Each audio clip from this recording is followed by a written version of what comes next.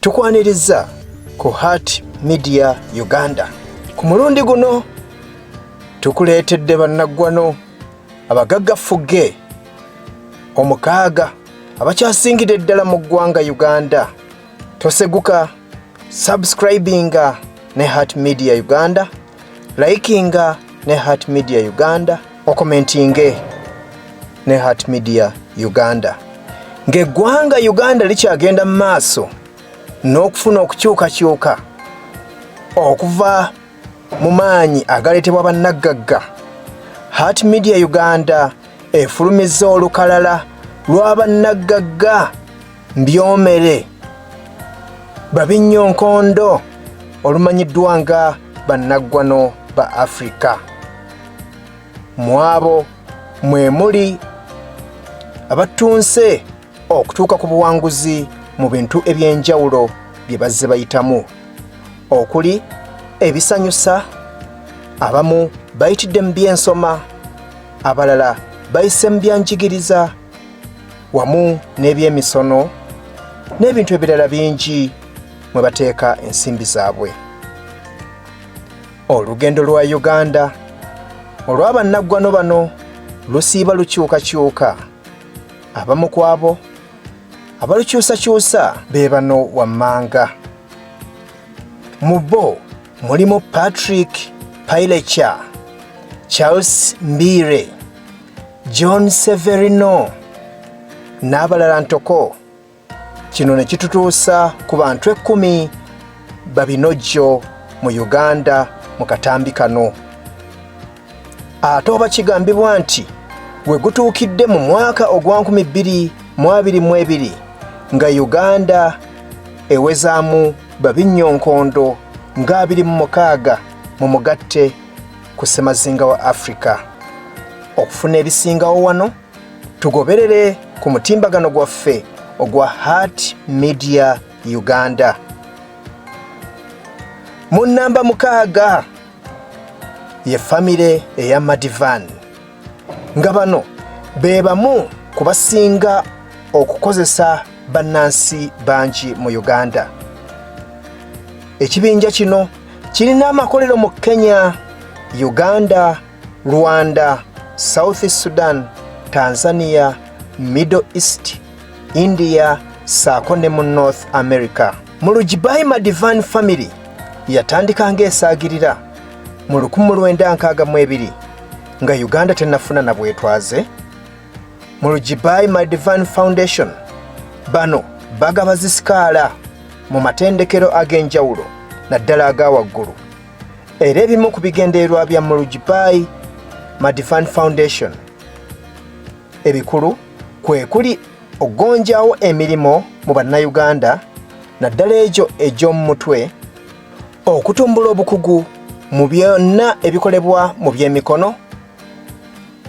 Ate oba mu myaka egy'ensanvu Bamadivani baafuumuulwa Idi Amin Dada olw'obusungu bwe yali afunye mu ggwanga nga basusse obugagga, era bizinesi zaabwe ezisinga ne zifuulibwa za gavumenti.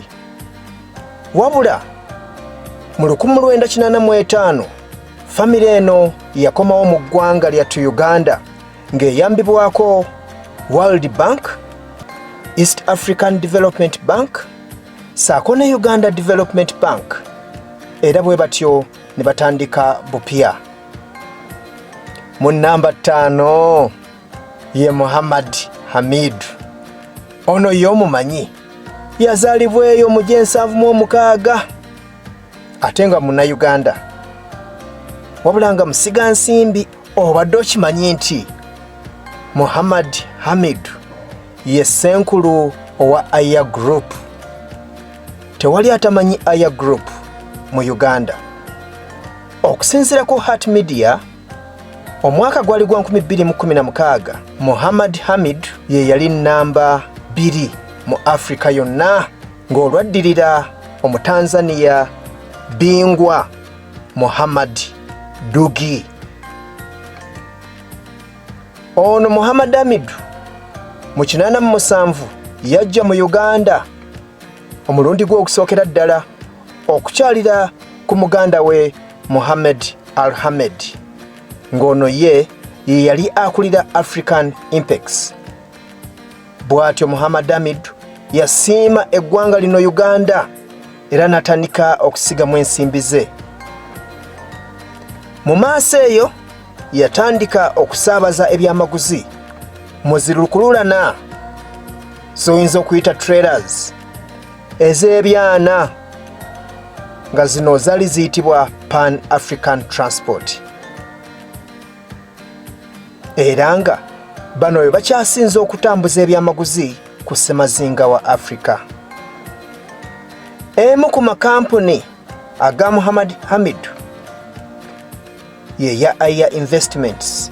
Eno ate oba ye yatandika ne Pearl of Africa Hotel gaggadde esangibwa wano mu Kampala, ng'eno yaggulwawo His Excellency General Yoweri Kaguta Museveni mu mwaka ogwa 2018.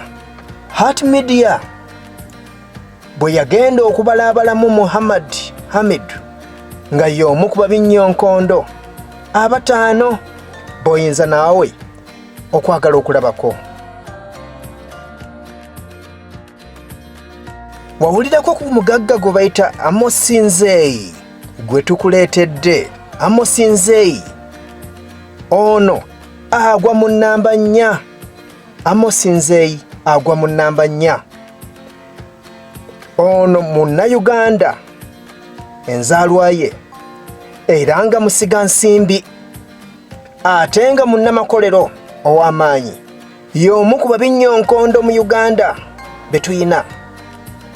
Emboozi Nzeyi yali omu ku lukiiko olufuzi olw'ekittavvu ky'eggwanga lino ekya National Social Security Fund, oyinza okugiyita NSSF, era yaliko ssentebe owa Uganda Manufacturers Association. Wabula mu mwaka ogwa 2008 Emboozi Nzeyi ng'ali wamu ne minisita w'ebyokwerinda mu kiseera ekyo Honorable Amama Mbabazi, okimanyi nti baatunda ettaka bwaguuga lyayiika 464 nga batunda ku $1,200 buli yiika, nga bino babiguza NSSF. Emboozi Nzeyi gye yali akulira ku lukiiko. Okimanyi nti omugatte baafuna obukadde obusoba mu 568 obwa $. Emboozi Nzeyi muzito, era bw'atyo azitowa akakadde kamu n'akatundutundu kamu aka $1 million okusinziira ku kunoonyereza. $1.1 million. Mu nnamba 3 tukuleetedde Sudir Ruparelia. Ono yazaalibwa mu January nga 17 omwaka gwali gwa 1956 n'atonnya ku nsi eno ewooma bweti, era nga ye muyindi ly'eggwanga lye, wabula ng'obutuuze bwe bwa mu Uganda. Ono Sudir Ruparelia musiga nsimbi mu ggwanga lyattu Uganda. Wabula Sudir yazaalwa bugwanjuba bw'eggwanga erya Buyindi, Eastern India, nga kati ye ssentebe owazi Ruparelia Group zonna mu Uganda. Abasajja balina ssente, abasajja balina ssente. Ono Sudir Ruparelia asinga kwettanira zibbanka. Awali zibbanka ojja kulabawo Sudir, awali zinsuwarensi ojja kulabawo Sudir, awali okusomesa abaana ojja kulabawo Sudir, n'ebirala bingi abikolera ddala.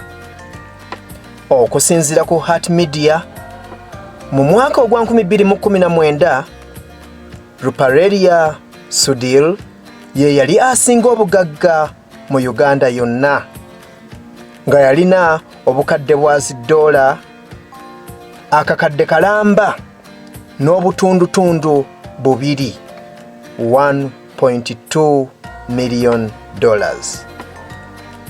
Ate mu Okitoba nga 2 omwaka ogwa 2016 jjukira Bank of Uganda yamutaayiza bw'etyo ne Ssenvumbo ku Crane Bank ng'eno y'emu ku makampuni aga Sudir Ruparelia. Mu 2007 bw'atyo eggwanga lyamusiima era n'afuna degree ey'ebyobusobozi gye tuyita honorary degree ng'eno yamuweebwa aba Uganda Pentecostal University olw'emirimu gye amakula. Mu namba 2 tatera kulabikalabika wabula nga yakola ensimbi n'obwana bwazo. Ono si mulala oyinza n'okuba tomuwulirangako naye nga gyali John Bosco Muwonge. Ono yakulira babusuulu bonna oba ba property masters mu ggwanga. Ono binyonkondo atera butalabikalabika. Nkiddamu, ono binyonkondo John Bosco Muwonge atera butalabikalabika, tatera kulabika. Ng'ogyeko obutafaanana nga banne ba Sudir Ruparelia n'abalala abeenyigira mu mirimu egy'enjawulo egy'okuyambako omuntu wa bulijjo, ono akuŋŋaanyiza ddala ensimbi buwanana mu mayumba g'ayina wano mu masekati g'ekibuga ky'oyinza okuyita Central Business District. John Bosco Muwonge yeenywereza ddala mu masekati g'ekibuga ng'alinamu ebizimbe bye ebiwererako ddala. Mu byo kwe kuli Cooper Complex, Cornerstone Complex, Discount Mall wamu n'ebirala bingi. Wabula ono alangibwa bwa butadduukiriranga bawejjere saako n'embeera enzibuzibu eziba zizze mu ggwanga. Ono era azitowa akawumbi kamu n'obutundutundu 8 aka $. Wanaawaddako sirika owulirize bulungi bye ŋŋenda okufulumya biyinza okutiisibwa oba n'otya nnyo, oyinza obutakkiriza. Abamu mumanyi nti tebakola naye mu mazima bakolera ddala. Musajja mulimi, musajja mulunzi, musajja mukulembeze, musajja ayagala abantu era ayigiriza eggwanga lye, omulwanyi namige era alumirirwa eggwanga lye ng'aliwa ebyokulabirako. Mu nnamba emu ye famire ey'aba Museveni. Yoweri Kaguta Museveni Tibuhaburwa munnabyabufuzi omututumufu asingira ddala mu Uganda. His Excellency General Yoweri Kaguta Museveni ye munnabyabufuzi asingira ddala ettutumu mu ggwanga lyattu Uganda. Ye munnabyabufuzi asinga okubeera ekyokulabirako mu bannayuganda. President Yoweri Kaguta Museveni bangi tebamanyi nti alunda, bangi tebamanyi nti alima, bangi tebamanyi nti akola emirimu egy'enjawulo ye ng'omuntu mu bulamu bwe obw'eddembe. Ye president w'eggwanga lino ow'omwenda era nga munnamagye eyagannyuka. Yoweri Kaguta Museveni Tibuhaburwa yamala kumegga Tito Okello munywanyi we n'assaako Idi Amin Dada era mu 1986 ng'omulwanyi namige yeewangulira obuyinza obw'enkomeredde mu ggwanga lino Uganda. Era mu 1996 ensi yonna